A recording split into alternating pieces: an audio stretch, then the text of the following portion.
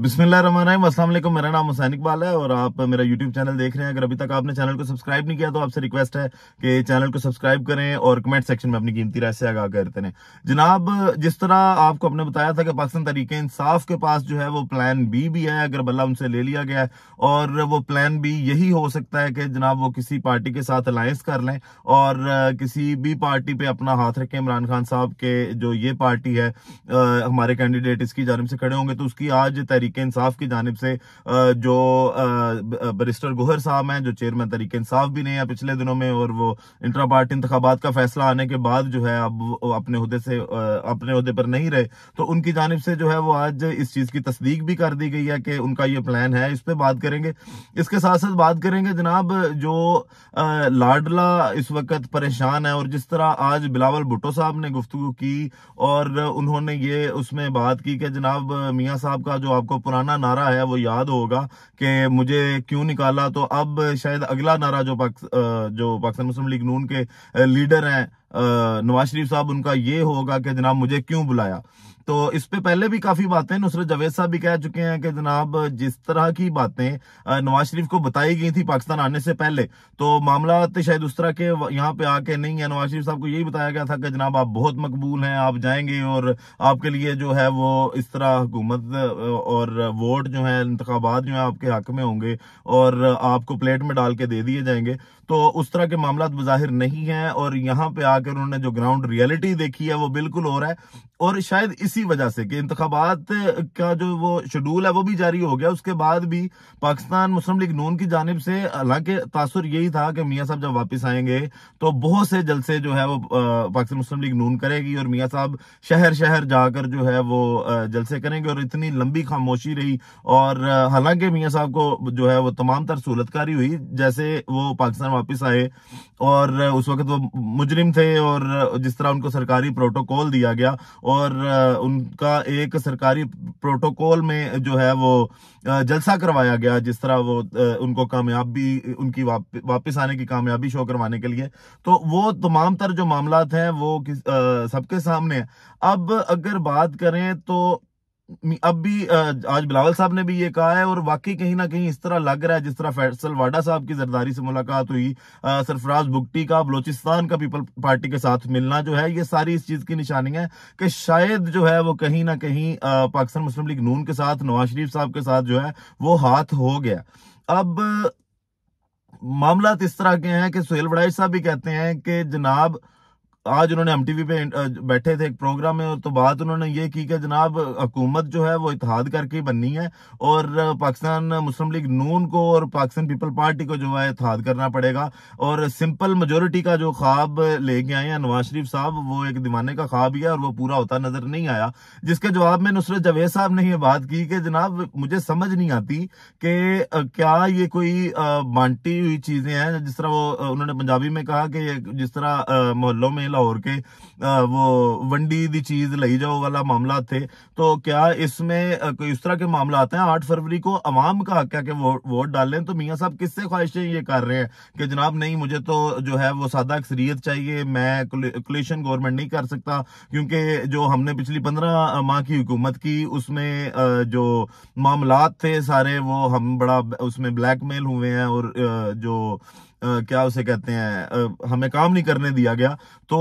क्या ये कोई बांटने की चीज है कि जो आप किसी एक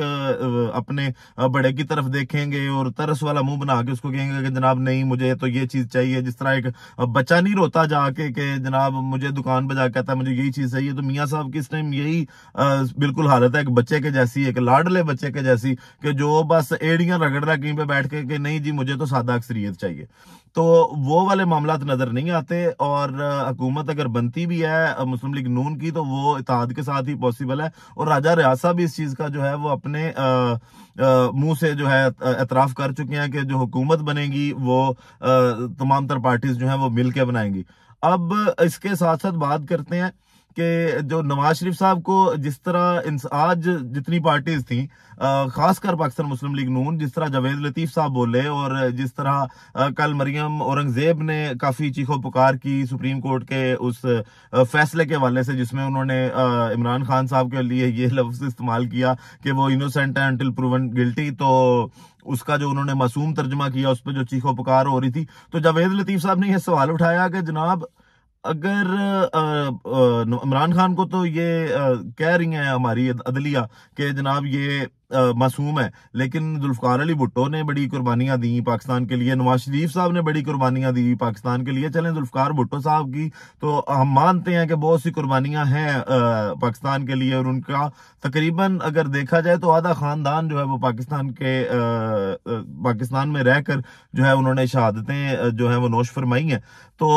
नवाज शरीफ साहब की कौन सी कुर्बानियां जो आप भुट्टो साहब से मिला रहे हैं, और आपका एतराज ये नहीं बनता कि जनाब अदालतें नवाज शरीफ को मासूम क्यों नहीं कह रही, इमरान खान को मासूम क्यों कह रही हैं? क्योंकि जस्टिस आमिर फारूक साहब की आप अदालत देख लें, उसमें क्या होता है कि मियाँ साहब जाते हैं, उनको वर्ल्ड रिकॉर्ड बनाया जाता है, एक स्पीड से फैसला किया जाता है कि जनाब आप जो है वो बाइज्जत बरी हैं, और तमाम तर केसेस जो है उनके वो बोगस करार दे दिए जाते हैं। तो वहां पे आप क्यों नहीं सवाल उठाते कि जनाब ये तो बड़ा पुराना केस था, इसके अंदर तो बड़ी देर रगड़ा भी था, तो आप अब इतनी जल्दी ये केस खत्म कैसे कर रहे हैं? और आप इमरान खान को अभी उन्होंने सिर्फ जमानत दी है और ये बोला है कि जनाब अभी तक उन पे जुर्म साबित नहीं हुआ, तो वो मुल्जिम है, मुजरिम नहीं है, तो आपको उसकी बड़ी तकलीफ हो रही है। तो आपका ये वाला जो मामला है वो तो नहीं बनता कि आपको टीसें उठे या तकलीफ हो। अब आखिर में बात करते हैं जनाब वही प्लान बी की, पाकिस्तान तहरीक इंसाफ की, कि बैरिस्टर गौहर साहब ने एक इंटरव्यू दिया, उसमें उन्होंने यही कहा कि जनाब हम तमाम तर ऑप्शंस जो हैं वो इस्तेमाल करेंगे,